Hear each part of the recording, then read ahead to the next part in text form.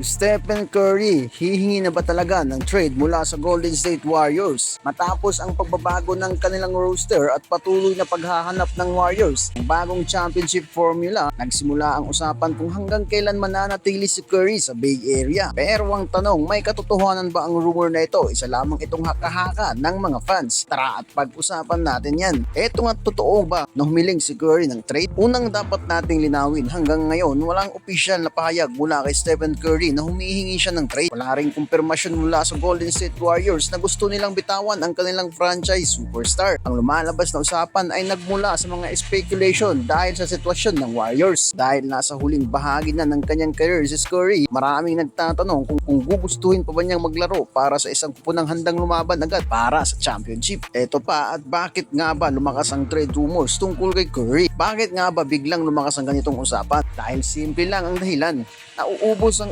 oras. Si Curry ay isa pa rin sa pinakamahuhusay na manlalaro sa NBA, pero alam niyang limitado na ang kanyang natitirang taon sa pinakamataas na antas. Kaya maraming analysis ang nagtatanong kung dapat bang gumawa ng malaking galaw ang Warriors para bigyan siya ng mas magandang pagkakataon na manalo ulit ng championship. Ano ang halaga ni Curry sa Warriors? Di lang basta player si Stephen Curry para sa Golden State. Siya ang dahilan kung bakit nagbago ang laro ng basketball. Sa kanyang mga 3-point shooting records at MVP awards at 4 na championship rings, naging simbolo siya ng isang buong panahon ng Warriors basketball. Kaya kung mawawala si Curry, hindi lang isang superstar ang mawawala ang mukha ng isang dynastiya. Kung sakaling humingi siya ng trade, ano ang mangyayari? Eto, kung dumating ang panahon na humingi si Curry ng trade, siguradong magiging isa ito sa pinakamalaking kaganapan sa NBA. Maraming contender teams ang maaaring sumubok kumuha sa kanya dahil kahit nasa veteranong edad na siya, nananatili siyang game changer na kayang baguhin ang takbo ng isang kupunan. Pero malaking tanong din ito sa legasiya niya. Tatapusin ba niya ang kanyang karera bilang isang Warriors o susubukan niyang habulin ang isa pang championship sa ibang kupunan? At ano rin ang plano ng Warriors para kay Curry? Sa ngayon, ang pinakamalaking responsibilidad ay nasa Golden State Warriors. Kailangan nilang patunayan na kaya pa nilang gumawa ng championship caliber roster sa paligid ni Curry.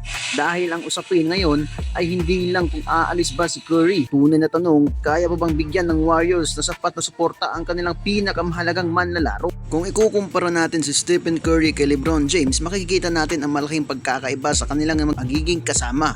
Si LeBron may Joel Embiid at Jaylen Brown. Pero kay Stephen Curry, matapos umalis sila Klay Thompson sa Golden State Warriors, sino na ngayon ang kanyang superstar partner? Noong panahon ng kanilang dynasty, ang lakas ng Warriors ay nanggaling sa 3 haligi: Stephen Curry, Klay Thompson at Draymond Green. Pero ngayong wala ang kasamang scorer si Curry na nasa parehong antas ng isang all-star superstar. Si Draymond Green ay natiling mahalagang leader at defensive anchor ng Warriors, pero hindi siya isang pangunahing scorer. Kaya ang malaking tanong ngayon, sino ang tutulong kay Curry na habulin ang isa pang championship bago matapos ang kanyang karir? Dahil hindi tulad ng ibang superstar ngayon na nakabuo na ng bagong Big 3, si Curry ay nanatiling mukha ng Golden State Warriors na walang katuwang kundi si Draymond Green lang. Pero habang lumilipas ang panahon, kailangan ng Warriors na bigyan siya ng sapat na suporta para mananatiling contender. At uulitin natin, wala pang opisyal na nagsasabing gusto niyang mag-trade. Ang mga salitang ito ay haka-haka lang ng mga fans o rumor dahil nga siya ay nag-iisa sa isang team na walang kasamang ibang superstar. Pero habang papalapit ang huling yugto ng kanyang karir, isang bagay ang malinaw: bawat galaw niya ay magiging bahagi ng kasaysayan ng NBA. Ngayon, ang tanong ko sa inyo mga ka-Fast Break, kung kayo ang GM ng Golden State Warriors, para suportahan si Curry, kailangan niyo bang magdagdag ng superstar para makakuha ito ng isa pang kampyonato kabilang si Curry? Comment niyo ang inyong opinion sa baba at huwag kalimutang mag-like at mag-subscribe. I-follow niyo rin ang ating mga social media accounts para lagi kang updated sa mga bago nating upload. Peace out mga ka-Fast Break.